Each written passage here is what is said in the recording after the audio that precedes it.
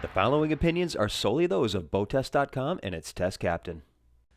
Hi, Captain Steve for BoatTEST.com, and today we're going to be conducting a sea trial and performance evaluation of the largest express cruiser we've done to date, the Neptunus 650 Express. Now, before we get into the boat itself, it bears noting that this express cruiser carries a CE rating of A Ocean, which covers largely self-sufficient boats designed for extended voyages through winds of over Beaufort Force 8 and significant wave heights above 13 feet, but excluding abnormal conditions such as hurricanes. To that end, strength is built right in with Kevlar, the yellow skin seen here, added to both sides of the hull, all the way across from one side to the other. All the stringers for the engine room mounts are A500 foam core with A300 throughout the rest of the yacht, and they're all laid in literally with laser precision.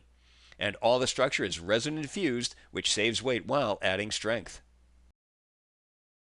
We'll start our inspection of the operational features here at the swim platform. It's hydraulic and designed to accommodate a 14-foot Norvania tender. That design ensures that there's a 14-inch space between the dinghy and this transom door so we can still open it with the dinghy in place.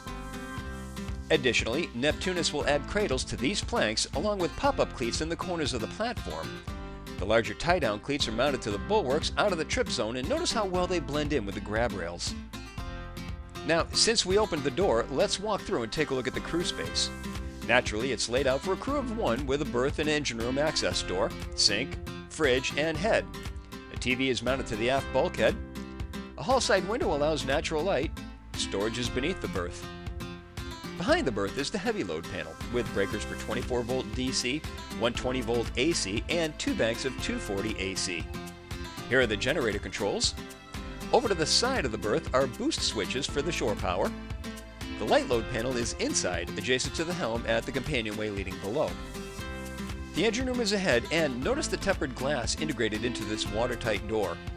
This allows us to keep an eye in the engine room without opening the door. Inside are twin 1136 horsepower Cat C18s in a well laid out compartment. Yacht-like qualities start here, where we see standing headroom, very unusual for a 66-foot express cruiser. Storage platforms are over the engines. Because this is a left and right turning engine, all service points are located in the center, starting with the main engine panel. Here we see the raw water pickup and the sea strainer. Here's the oil check, the filters. 26 inches separates the two engines, and I'd like to see sea rails surrounding them. Just behind is index storage. It's hard not to be impressed with how well labeled everything is. Every through-hull fitting in the boat is within this watertight engine room, and every one is double clamped and bonded. And the entire compartment is finished in epoxy paint. The fuel tanks are ahead with dual filters for each main and a single for the genset, and rather than have just simple sight tubes, these have spring-loaded valves that we release to view the levels. In that manner, a failure in the tube doesn't manifest to a fuel spill. At the aft bulkhead is the single generator, with the intake between the two engine intakes and next to the air handler intake. The generator exhaust is underwater, so we're not aggravating everyone at the mooring field. To the other side of the door is the air chiller system just under a workbench. And of course, there's a second access point to the engine room right at the aft deck so that we can enter when we're underway. Notice at the stairs there are switches recessed into the bulwarks so they aren't activated by bumping into them. Cord reel and platform controls are to port. Cord reel and courtesy lights are to starboard. Now that's two cord reel controls because both sides have a 50 amp shore power cord just forward of the line handling gear. Now, one of these is dedicated to the air conditioner, but there's a switch in the crew space that combines everything into one line. And with that, you just don't want to add the high load items on like washer, dryer, dishwasher. As for line handling, to both sides are a 20-inch grab rail behind a 14-inch cleat, both mounted to mirrored stainless steel. A hawse hole leads to storage for the excess line. Just ahead is space for an optional warping winch, and above is convenient storage for stowing lines when underway.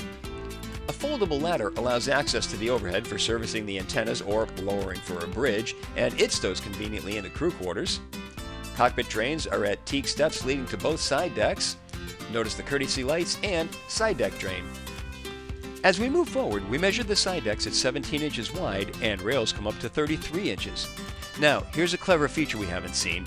There are fuel fills to both tanks on both sides of the boat, so from either side we can fill either tank. Right alongside is a 13-inch cleat, and take a look at this retractable rail. It allows for sideboarding, and a Marquip stair can fit into these cap rail sockets. Continuing forward, there are two teak steps, 6 inches high, with another 13-inch cleat. Fully forward, the ground tackle consists of a Maxwell windlass with foot controls just behind. The road leads through a chain stopper and out a stainless anchor roller. And there are even courtesy lights in this channel for night anchoring and ensuring solid footing in the dark. A polished plow anchor is ahead. To the sides, polished stainless chocks lead to chafing strips. Two 13-inch cleats secure the lines. Further back, two hatches lead to the road locker, along with a washdown and hangers for dock lines. For safety, the rail height maintains its 33-inch height, and notice the 1.5-inch thickness. Another mechanical space is below and forward. Here we see redundant water pumps for the plumbing. We can easily switch from one pump to the other with the red valves. To the sides, the individual lines are all labeled and can be shut off as desired.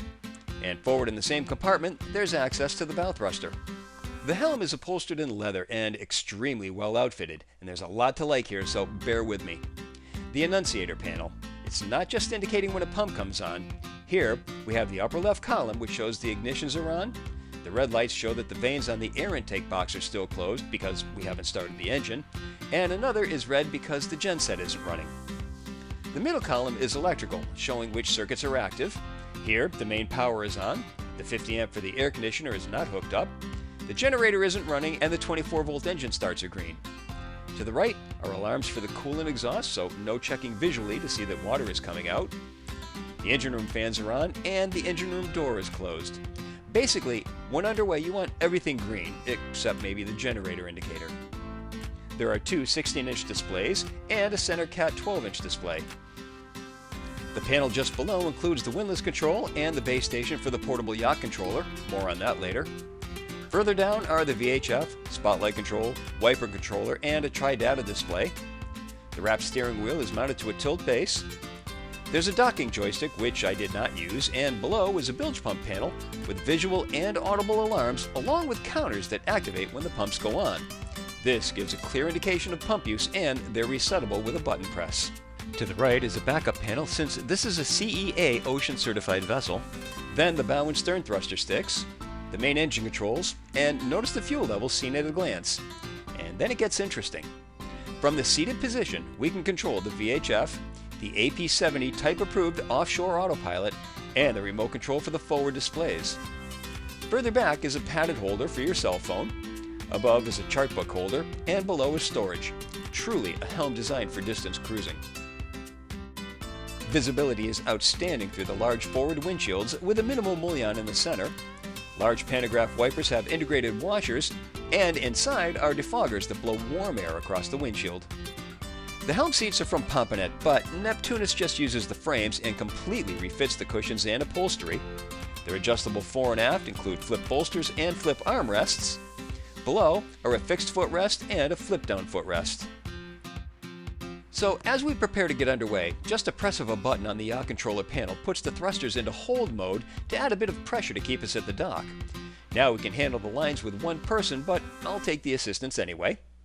Once the lines are clear, I stop the thruster from holding us against the dock and start maneuvering us out, between two walls against the fast current of the canal just ahead.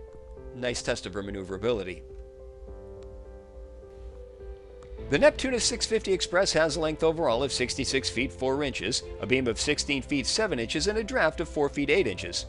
With an empty weight of 77,000 pounds, 54% fuel, 30% water, and 2 people on board, we had an estimated test weight of 81,740 pounds. With the twin 1136 horsepower Cat C18s turning 31 by 41 Veam propellers through a 1.97 to 1 reduction, we reached our top speed of 33.5 knots at 2330 RPM. While cruise performance is fairly linear, that is to say, the slower you go, the farther you go, at the Cat recommended cruise setting of 80% load, we were at 2000 RPM and 26.4 knots. At that speed, the 92.5 gallon per hour fuel burn translated into a range of 282.5 nautical miles. Drop her down to a 10-knot trawler speed, and the range opens up to over 713 nautical miles. All, of course, while still holding back a 10% reserve of the boat's 1,100-gallon total fuel capacity. The handling characteristics of the 650 Express are much like a typical motor yacht.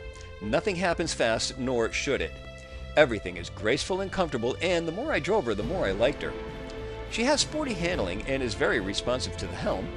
In turns, she rolls an easy 7 degrees into the turn, and notice how she drops her shoulder into the turn.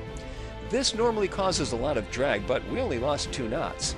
And even with all this responsiveness, she never gets uncomfortable for even the most land-based guests on board. Putting the throttles to the pins had her reaching planing speed in just over 7 seconds, and 20 arrives just after that. 30 miles an hour will take nearly 15 seconds. Again, comfortable. Of course, we had flat calm conditions on Lake Ontario, so no comments on rough weather handling of this ocean-rated boat. But she slices nicely through the wake of our camera boat for what that's worth.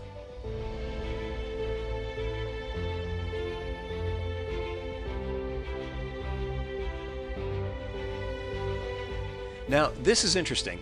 The yacht controller we mentioned at the helm tour is a remote control that can be used anywhere on the boat. I wanted to see how well dialed in it was, so without any practice and with a 3-knot current in the canal, I wanted to maneuver the 650 through this narrow basin entry. Solid bulkheads are to either side, so if this thing loses connectivity, we hit.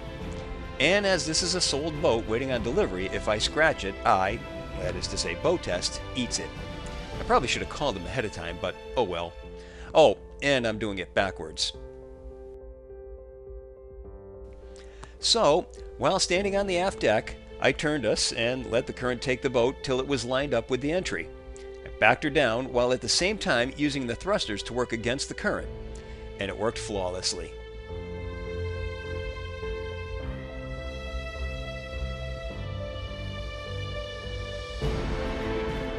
And just to mess with it a bit more, once in the basin, I rotated us around and laid her up starboard side too, nice and gently. Seriously easy boat to handle all around, and that bodes well for those looking to move up from a smaller boat that might be worried about whether they can handle this one.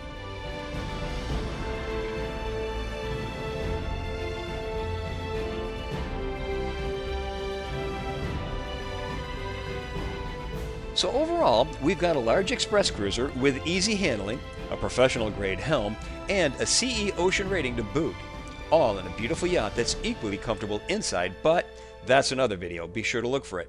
For now, that's my full sea trial and performance evaluation of the 650 Express from Neptunus. For BoatTEST.com, I'm Captain Steve. We'll see you on the water.